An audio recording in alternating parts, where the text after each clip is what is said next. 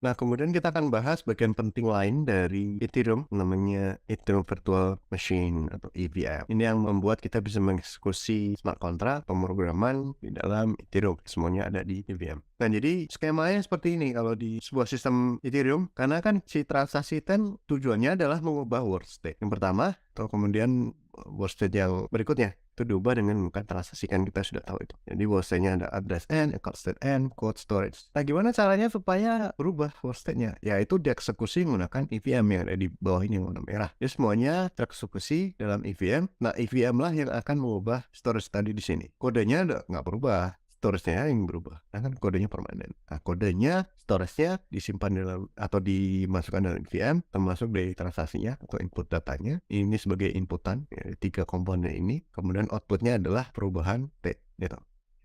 VM posisinya di sini, di bagian ini ya, bagian Ethereum, transaksi, seperti itu. EVM sendiri sebenarnya mirip seperti diagram komputer umumnya. Mirip sih, tidak 100% lengkap atau tidak 100% sama, tapi mirip seperti CPU gitu ya. Dan ada program counter atau PC itu untuk merujuk ke kode mana yang akan kita eksekusi sekarang. Jadi misalnya baris kesekian itu kemudian dimasukkan ke operation, ini butuh gas. Ini tadinya berapa gas, kemudian ini makan gas dulu pada saat operasi, kemudian berhubungan dengan stack, kemudian stack ada memori, kemudian ada storage. Nah, semua ini makan gas.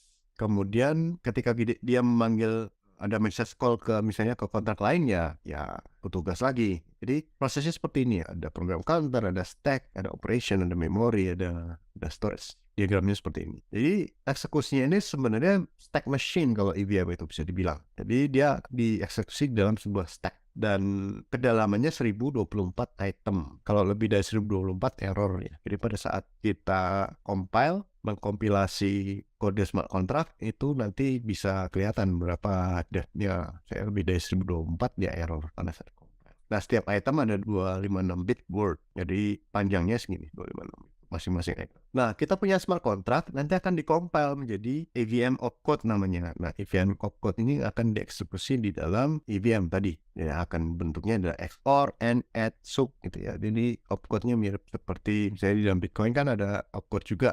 Kalau ada di bahasa tingkat rendah, low level, assembly, nah itu ada gini juga standarnya. Kemudian ada juga blockchain specific operation, ada address balance block hash. Ini juga ada di dalam EVM opcodes untuk mendukung proses yang ada di EVM. Misalnya kalau di blockchain kan ada addressnya, ada balance-nya, saldonya berapa gitu ya. Ada block hash yang unik di dalam ekosistem blockchain. Jadi diagramnya seperti ini. Nah, kemudian space-nya ada 3 jenis. Ada stack memory, ada memory, ada account storage. Kalau stack ini temporer, yang paling temporer ini seperti CPU register. Pada saat si EVM ini mengeksekusi, ya perintahnya ada di stack sini. Ya, ini untuk menyimpan komen atau perintah atau data-data yang akan dieksekusi atau masuk ke stack. Nah, memori ini untuk menyimpan data-data yang temporer. Dan dia butuh data apa yang disimpan di memori. Nah, kemudian nanti pada saat ada butuh data, itu dia bisa ngambil, bisa data saldo yang sekarang bisa ngambil dari storage, kemudian bisa disimpan lagi ke storage ini.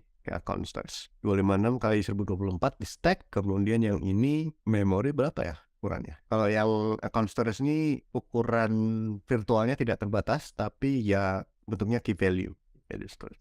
Nah, kalau kita mau membuat EVM, ya prosesnya dari source code-nya ada Solidity, ada Vyper, ada LLL, mau pilih yang mana, tapi yang paling populer ya Solidity. Kemudian dikompil dengan menggunakan Solidity compiler atau Vyper compiler atau LLL compiler yang tergantung bahasa mana dia pakai. Kemudian dikonversi menjadi EVM code. Inilah nanti akan dieksekusi menggunakan EVM. Jadi dari output tadi akan masuk ke EVM. Kalau kita lihat layernya, ya layer dari EVM ini posisinya ada di mana? Di sini, virtual machine ya. Jadi setelah ada kode dari bahasa pemrograman Solidity, dikompil jadi kode. Nah, kode lokasinya di sini. Lokasinya di sini. Kemudian virtual machine-nya ada di bawahnya. Dia dieksekusi di sini. Tetapi EVM ini kan namanya virtual machine, itu sebenarnya virtual. Dia bukan langsung terhubung dengan fisik atau hardware. Dia harus lewat Ethereum node. Ini nanti akan menerjemahkan proses yang ada di EVM, diterjemahkan ke prosesor atau ke hardware komputer kita. Nanti ada Ethereum node-nya. Ini dia yang akan menjalankan EVM. Jadi nanti output-nya akan ditranslate lagi menjadi bahasa pemrograman atau bahasa mesin. Itu ada prosesnya lagi, namanya runtime system. Jadi pada saat di EVM ini dieksekusi, nanti akan diterjemahkan lagi oleh si Ethereum node atau execution layer. Nah, ini ada sini. Execution layer ini nanti akan menerjemahkan dari EVM opcode tadi ke hardware. Ya, bentuknya lain lagi gitu ya. Jadi pada akhirnya kan si hardware tadi tidak mengeksekusi langsung EVM-nya, tapi tetap mengeksekusi CPU instruction. Sama seperti kalau kita menjalankan aplikasi Microsoft Word atau Excel gitu ya. Nah, itu kan semuanya harus ada konversi ke CPU instruction. Sama kalau EVM meskipun kelihatannya seperti bahasa mesin tapi belum. Itu masih ada terjemahan lagi di runtime sistemnya, baru masuk ke hardware. Nah, itu untuk kalau kita belajar soal EVM. Nah, kita sudah bahas EVM meskipun tidak terlalu rinci, tapi mudah-mudahan bisa membantu memahami EVM itu apa, kemudian kenapa kita bisa mengeksekusi smart contract dengan Ethereum. Kita juga sudah membahas soal Ethereum dari konsep umum, histori, kemudian transaksi, kemudian tentu saja yang terakhir adalah EVM.